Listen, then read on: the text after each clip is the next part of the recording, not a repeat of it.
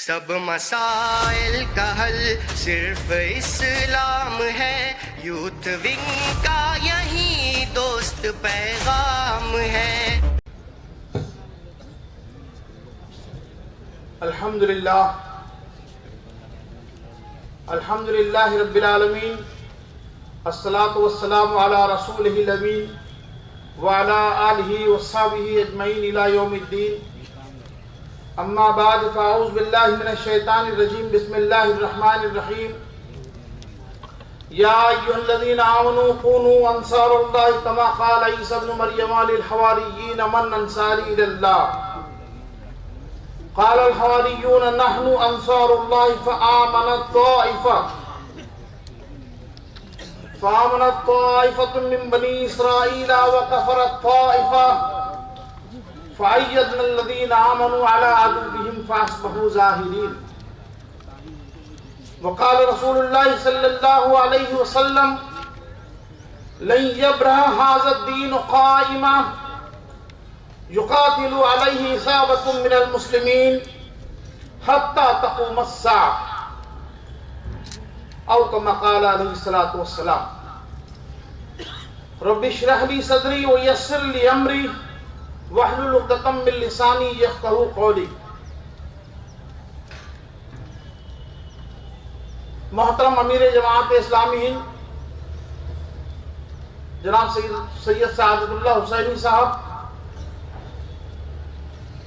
Stage پر تشریف فرما dignitaries, اور میرے سامنے موجود مہاراشٹرا کے مختلف علاقوں سے تشریف لائے ہوئے میرے نوجوان دوستوں، ساتھیوں اور عزیزوں، السلام علیکم ورحمۃ اللہ وبرکاتہ۔ یہ بڑا تاریخی موقع ہے کہ الحمدللہ ریاستی سطح کا نوجوانوں کا یہ کنونشن بڑی محنتوں اور کاوشوں اور مرادوں کے بعد یہاں منعقد ہو رہا ہے۔ میں آپ شرکا جنہوں نے بہرحال اس کے لیے وقت لگایا، اپنے اپنے مقام پر محنتیں بھی کیں، اور وہ ساتھی جنہوں نے اسے آرگنائز کرنے کے لیے پچھلے 2 مہینے سے وہ کوشش کر رہے ہیں، ان سب کو میں مبارکباد دینا چاہتا ہوں۔ انشاءاللہ العزیز یہ کنونشن ریاست مہاراشٹر میں تبدیلی کا باعث ہوگا انشاءاللہ۔ ساتھیوں، مستقبل کی بہتری یہ ہر انسان کی ایک فطری خواہش ہے کہ اس کا مستقبل، اس کا فیوچر سنورے، بہتر ہو، اسے زیادہ مواقع مل سکیں۔ ساری دنیا اس کے لیے کوشش کر رہی ہے اور کرنی بھی چاہیے، لیکن آپ دیکھیے کہ اسلام کے پاس مستقبل کا جو تصور ہے وہ بہت ہی الٹیمیٹ ہے۔ اسلام نے جو تصور مستقبل سے متعلق دیا ہے وہ اس دنیا سے ماوراء ہے۔ وہ تصور ہے آخرت میں جا کر کے گویا وہ مکمل ہوتا ہے۔ اسی لیے قرآن مجید جو بات ہم سے ارشاد فرماتا ہے وَلْتَنْظُرْ نَفْسٌ مَا قَدَّمَتْ لِغَدٍ، کہ تم میں ہر شخص یہ دیکھے کہ اس نے کل، یہاں کل کا مطلب کل پرسوں نرسوں نہیں ہے، بلکہ وہ کل ہے اخروی زندگی کا کل، وہ کل کہ جس پر ہم سب کا بہت اطمینان ہے، یقین ہے، ہمارا ایمان ہے کہ وہ کل تو ہر حال میں آنا ہے، اور وہ کل موت کے بعد آنا ہے۔ ہم یہ چاہیں کہ ہمارا کل بہتر ہو، اس کے لیے تو ظاہر ہے کہ موت سے پہلے کوشش کرنی ہوگی۔ اللہ رب العزت اپنے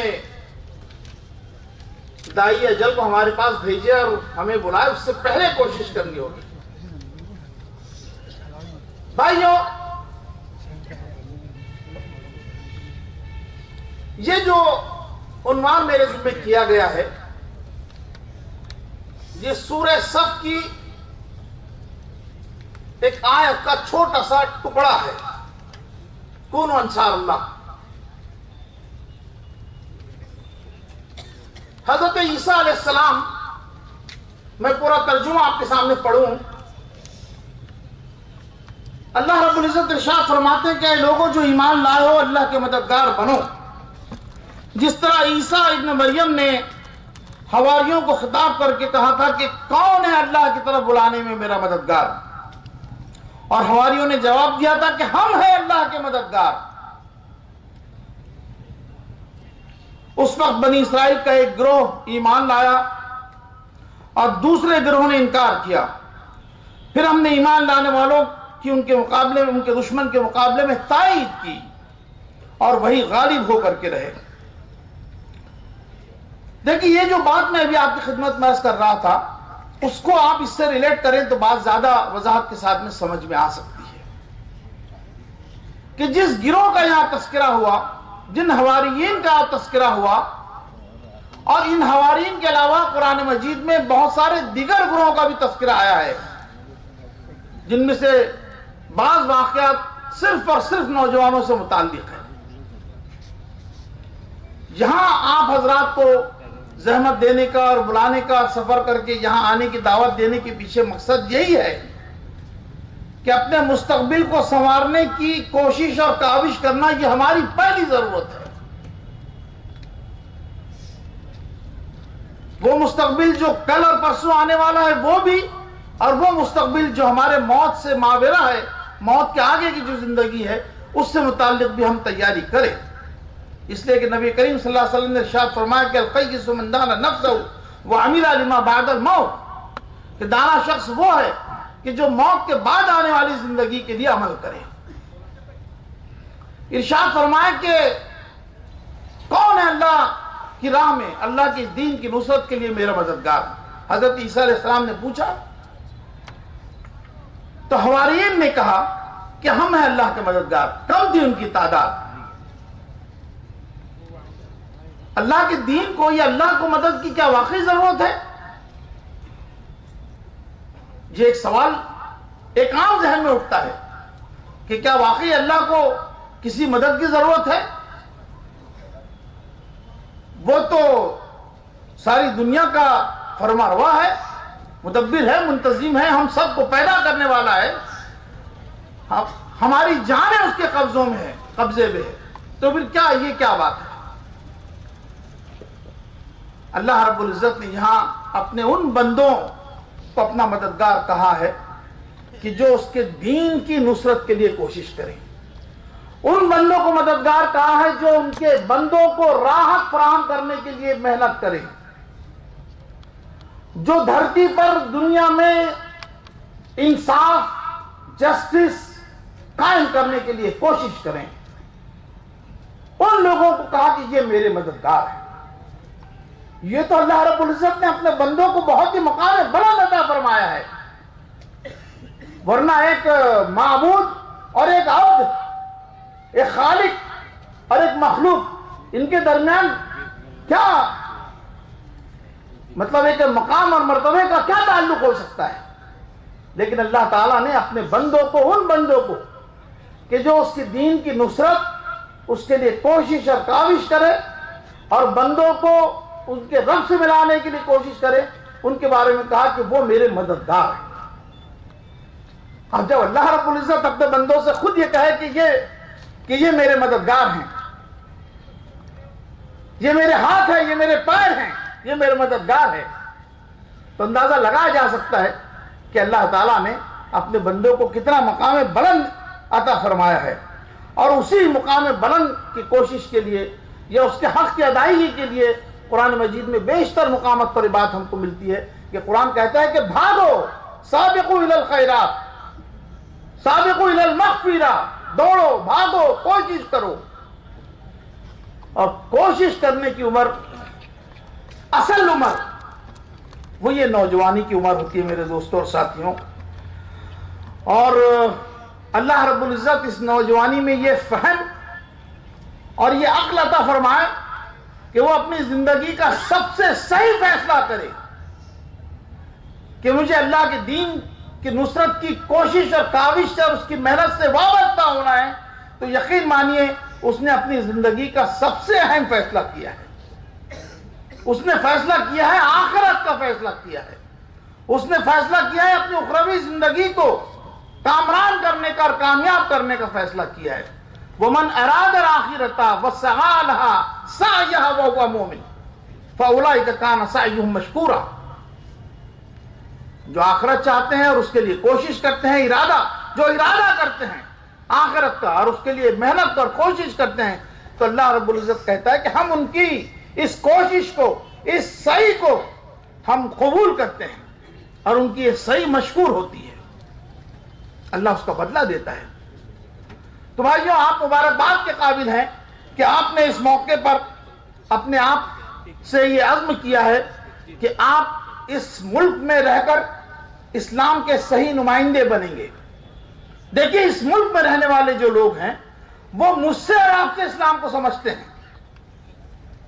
میرے لین دین ٹھیک ہو، میرے معاملات ٹھیک ہو، میرا اخلاق ٹھیک ہو، کردار ٹھیک ہو، تو ظاہر ہے کہ میرے ساتھ جو رہنے والے لوگ ہیں، برادران وطن، دیگر مذاہب کے بھائی اور بہنیں، وہ مجھ سے اسلام کو سمجھیں گے. لیکن اگر میرے معاملات ٹھیک نہ ہو، میں اپنے بول میں سچا نہ ہوں،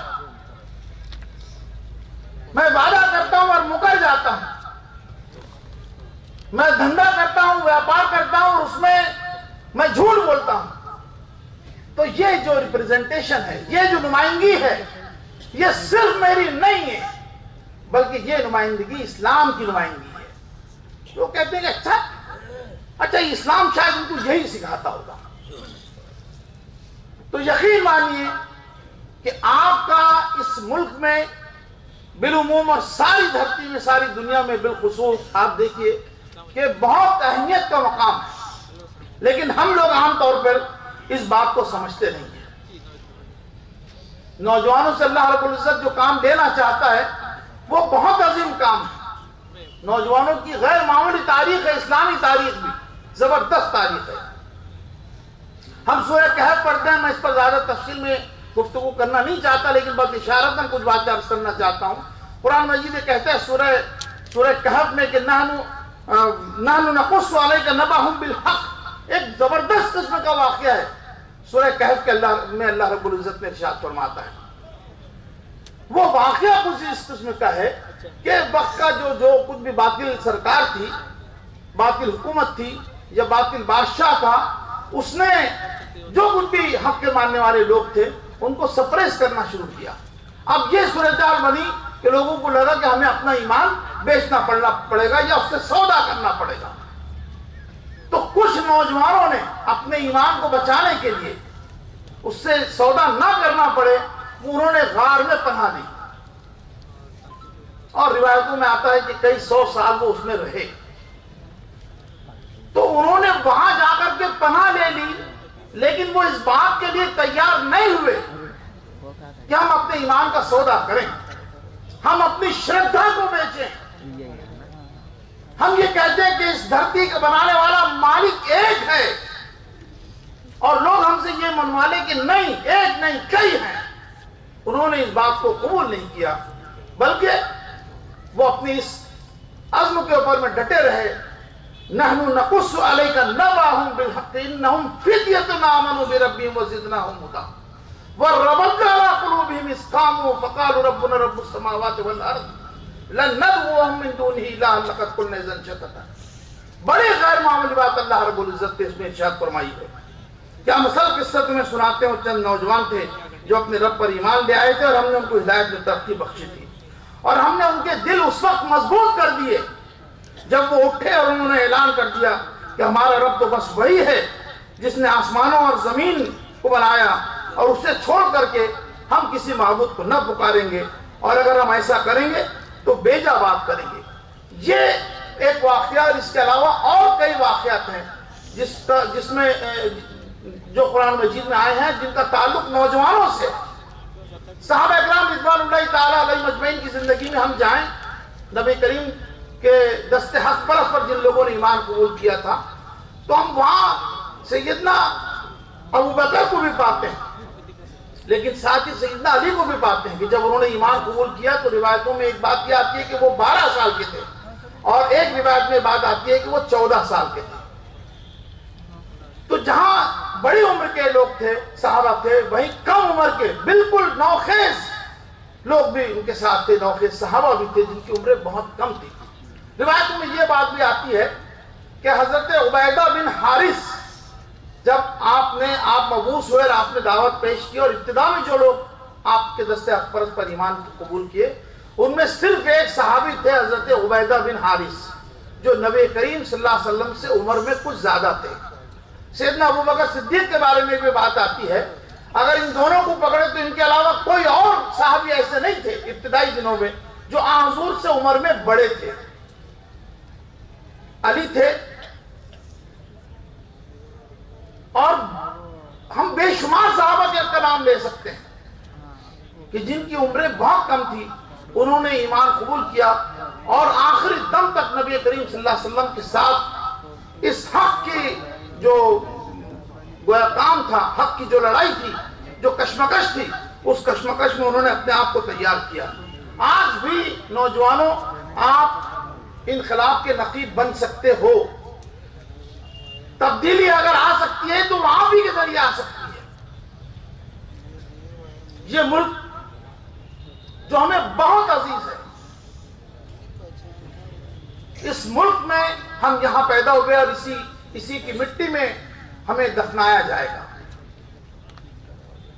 اس ملک میں اس وقت جو کچھ بھی کیفیات ہیں،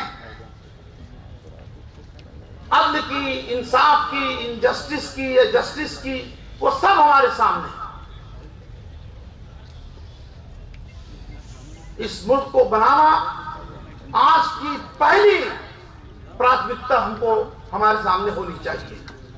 جو کچھ بھی گھرنا کا واتاورن اتپن کر دیا گیا ہے، پیدا کر دیا گیا ہے، جیسی نفرتوں کے بازار گرم کیے جا رہے ہیں، مختلف سماجوں کے درمیان جو دیواریں کھڑی کی جا رہی ہیں، یہ سب ہماری آنکھوں کے سامنے ہیں۔ کس طرح سے دبے کچلے لوگ جو ہیں وہ مزید دبائے اور کچلے جا رہے ہیں، اور جن کے پاس میں موقع ہیں ان کو مزید موقع مل رہے ہیں، لیکن جو سپریسڈ ہیں وہ مزید دب رہے ہیں۔ ظاہر ہے کہ یہ پورا ایک واتاورن ہے جو پورا دیش دیکھ رہا ہے، اور اب پچھلے چند سالوں سے اس میں اور اضافہ ہوا ہے۔ تو میں یہ عرض کرنا چاہتا ہوں میرے نوجوان دوستوں اور ساتھیوں کہ یہ جتنی سینائیں ہیں، یہ جتنے دل ہیں، یہ جتنی پارٹیاں ہیں، یہ جتنے مورچے ہیں، انہوں نے تو طے کر رکھا ہے کہ اس بھارت ورش کو بیچ کر کے کھائیں گے۔ مجھے نہیں لگتا کہ یہ اس دیش کا بھلا کرنا چاہتے ہوں گے۔ اس دیش کا مستقبل آپ سے، نوجوانوں سے وابستہ ہے۔ آپ کے دلوں میں اللہ رب العزت نے جو ایمان کی جوت جلا رکھی ہے، اس کو مزید روشن کیجئے، اسے مزید بڑھائیے، اور اس ملک کے مستقبل کی بھی فکر کیجئے۔ ہم صرف ملت اسلامیہ کے لیے پیدا اللہ رب العزت نے نہیں فرمایا ہے، بلکہ ہمارے سلسلے میں بات ارشاد فرمائی کہ تم لوگوں کے لیے پیدا کیے گئے اور نکالے گئے، اخرجت للناس۔ یہ اسلام سارے لوگوں کے لیے آیا ہے، اس دھرتی پر بسنے والے ایک ایک منشیہ کے لیے یہ اسلام آیا ہے، اور اللہ کے نبی حضرت محمد مصطفیٰ صلی اللہ علیہ وسلم اوتریت کیے گئے ایک ایک منشیہ کے لیے اوتریت کیے گئے ہیں۔ یہ صرف مسلمانوں کے نبی ہیں ایسا نہیں ہے۔ اسی طرح سے قرآن مجید جو ہے وہ ھدی للناس ہے، ھدی للمؤمنین نہیں کہا گیا ہے، بلکہ یہ سارے لوگوں کے لیے، ساری مانو جاتی کے لیے اس میں ہدایت ہے، اس میں رہنمائی ہے۔ اب یہ کون بتائے اس بات کو بھارت میں بسنے والے لوگوں تک کے کون پہنچائے کہ تمہارے مالک نے تمہارے لیے ایک نبی کو اوتریت کیا، اس سے پہلے بہت سارے نبی آتے رہے۔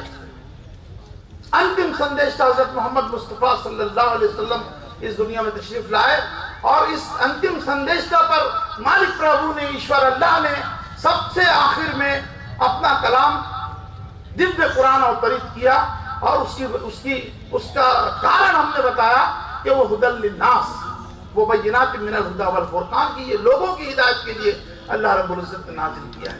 ہماری ذمہ داری ہے کہ ہم لوگوں کو بتائیں۔ آج انسانیت اور ہماری مانوتا اس ملک میں خاص طور سے جیسے کچھ پوزیشن میں جیسا کرا رہی ہے، تو آپ کو اٹھ کر کے اس انسانیت کو دھکا دینا ہوگا، ان کے غموں کو، ان کے دکھوں کو دور کرنا ہوگا۔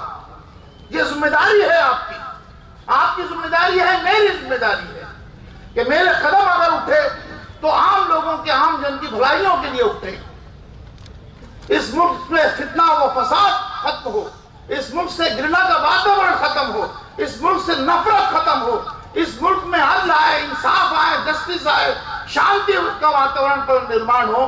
یہ ہم سب کی ضرورت ہے۔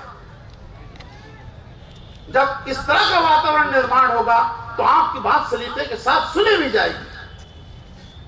جس کام کو ہم دعوت کا کام کہتے ہیں، دعوت اللہ کا کام کہتے ہیں، یہ کام ہمارے اور آپ سب کے ذمہ ہے۔ اس انسانیت کو نکالا ہی اس لیے گیا ہے کہ وہ اس دعوت کے کام کو انجام دے، اور ہم لوگوں کو کرنا ہوگا۔ یہ وقت کا بڑا اہم تقاضا ہے۔ یہ جماعت اسلامی ہند پچھلے 75 سالوں سے اس اہم ترین کام کو لے کر کے چل رہی ہے، اور اس نے اس اہم ترین کام کو کرنے کے لیے سماج کے مختلف سطح کے جو افراد ہیں، جیسے نوجوانوں کے لیے یوتھ ونگ کا قیام عمل میں لایا گیا۔ تو الحمدللہ اس وقت تقریباً 11 ریاستوں میں یوتھ ونگ قائم ہے، نوجوان منظم ہو رہے ہیں۔ طلبہ کے لیے، اسٹوڈنٹس کے لیے student Islamic organisation of India قائم کیا گیا۔ اسی طرح سے جو ہماری طالبات، ہماری بیٹیاں ہیں، ان کے لیے گرلز اسلامک آرگنائزیشن قائم کیا گیا، اور باقاعدہ اپنے ایک سنویدھان کے ساتھ، اپنے پالیسی پروگرام کے ساتھ جماعت اسلامی ہند پچھلے 75 سالوں سے 1948 سے لے کر کے اب تک کے اس ملک میں کام کر رہی ہے۔ یوں تو اس کا قیام 1941 میں ہوا ہے، لیکن دوبارہ سے جب پارٹیشن ہوا تو اس ملک میں 1948 میں اس جماعت کو، جس کا نام پہلے جماعت اسلامی تھا، اس کا نام پھر جماعت اسلامی ہند کیا گیا، اور پھر یہ سفر جاری ہے۔ یوتھ ونگ کے آپ بہت اچھے نوجوان، اللہ رب العزت نے آپ پر بڑی ذمہ داریاں عطا کی ہیں۔ آپ کو، جیسا کہ میں نے عرض کیا کہ اس ملک میں اللہ تعالیٰ نے اسلام کا نمائندہ بنایا ہے، تو یہ نمائندگی صحیح ہو، یا تو ہم نمائندگی نہ کریں تو صحیح کریں، لیکن آپ سوچ کر کے دیکھیے کہ میری وجہ سے اسلام کی غلط نمائندگی ہو، یہ میرے لیے اور آپ کے لیے باعث شرم ہے۔ ساتھیوں، لوگ میرے گھر آئیں، میرے کام کاج کو دیکھیں، آپ کے کام کاج کو دیکھیں، گھر کے واتاورن کو دیکھیں، تو لوگوں کو یہ لگے کہ صاحب کاش کہ میرے گھر کا بھی واتاورن ایسا ہوتا۔ یہ مان سمان، ایک دوسرے کے ساتھ کا محبت اور الفت کا رویہ، اور یہ سب کیفیات، لوگ ہمارے محلوں میں آئیں، مسلمانوں کے محلے میں آئیں، تو لوگوں کو لگے کہ صاحب کیا منور معاملہ ہے یہ، صفائی ستھرائی، پاکیزگی، طہارت۔ میرے بھائیوں، بہت کام کرنے کی ضرورت ہے، بہت کام کرنے کی ضرورت ہے، چاروں طرفہ لڑائی لڑنے کی ضرورت ہے۔ اس سماج کو کہ جس میں اب مطلب جس کو ناسور کھانے لگا ہے، اب اس سماج کو بچانا آپ لوگوں کی ذمہ داری ہے۔ جیسا کہ میں آپ سے ابھی عرض کر رہا تھا کہ یہ مختلف پارٹیاں اور یہ مختلف دلوں سے اس بات کی امید نہیں رکھی جا سکتی ہے۔ ان کے پاس تو صرف ووٹوں کی راجنیتی کرنا انہیں ہے، ستا کے اوپر میں بنے رہنا ان کا پہلا دھیے ہے۔ الحمدللہ ہمارے پاس ایسا کوئی مسئلہ نہیں ہے، ہم تو بے لوث ساری مانو جاتی کا، ساری انسانیت کی خدمت کرنا چاہتے ہیں، اور اس لیے کرنا چاہتے ہیں کہ ہمارا مالک پربھو، ہمارا اللہ رب العزت ہم سے خوش ہو جائے۔ کل قیامت میں وہ یہ کہے کہ یا ایتھا النفس المطمئنہ ارجعی الی ربک راضیۃ مرضیہ فادخلی فی عبادی وادخلی جنتی۔ اے نفس مطمئنہ، چل داخل ہو جا میرے نیک بندوں میں، داخل ہو جا میری جنت میں، کہ میں تجھ سے خوش، میں اب تو مجھ سے خوش۔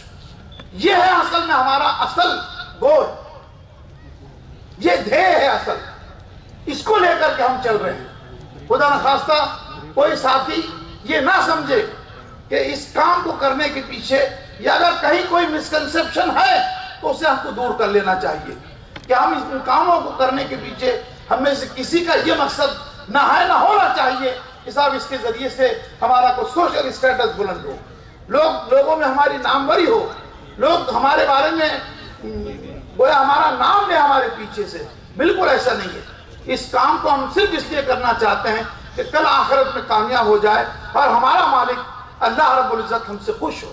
یہی اصل بھید ہے، اس کے پیچھے اصل محرک اور اصل موٹیو صرف اور صرف یہی ہے۔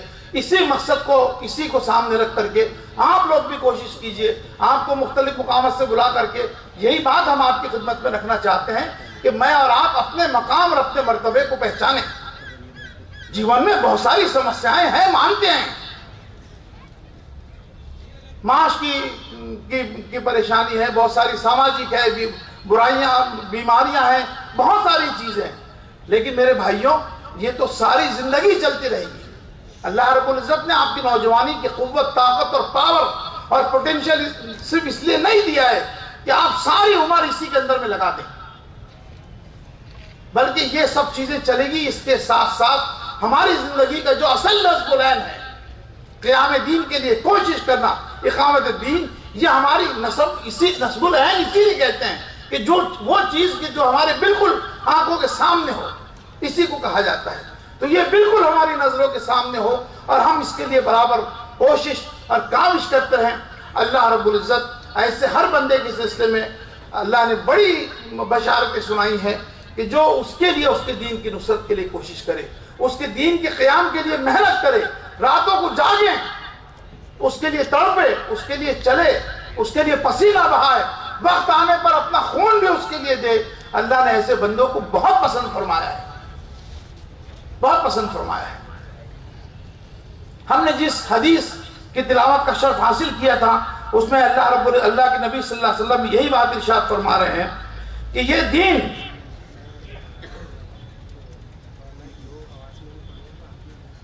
ہمیشہ قائم رہے گا، یہ دین ہمیشہ قائم رہے گا اور مسلمانوں کی ایک جماعت اس دین کی خاطر قیامت تک باطل سے برسرے پیکار رہے گی۔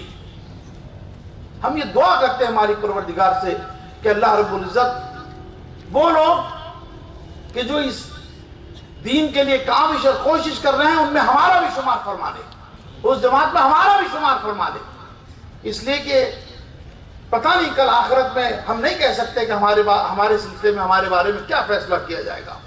جو کچھ یہاں ہم کر کے جائیں گے، جتنی محنت ہم کر سکیں گے، جتنا ہم کوشش اور جدوجہد کر سکیں گے، انہی کوشش اور جدوجہد کی بنیاد پر کل قیامت میں ہمارے بارے میں فیصلہ ہوگا، فیصلہ کیا جائے گا۔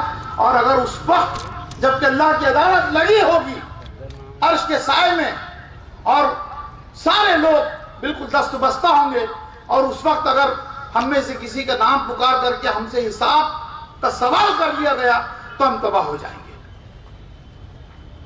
تو بس اس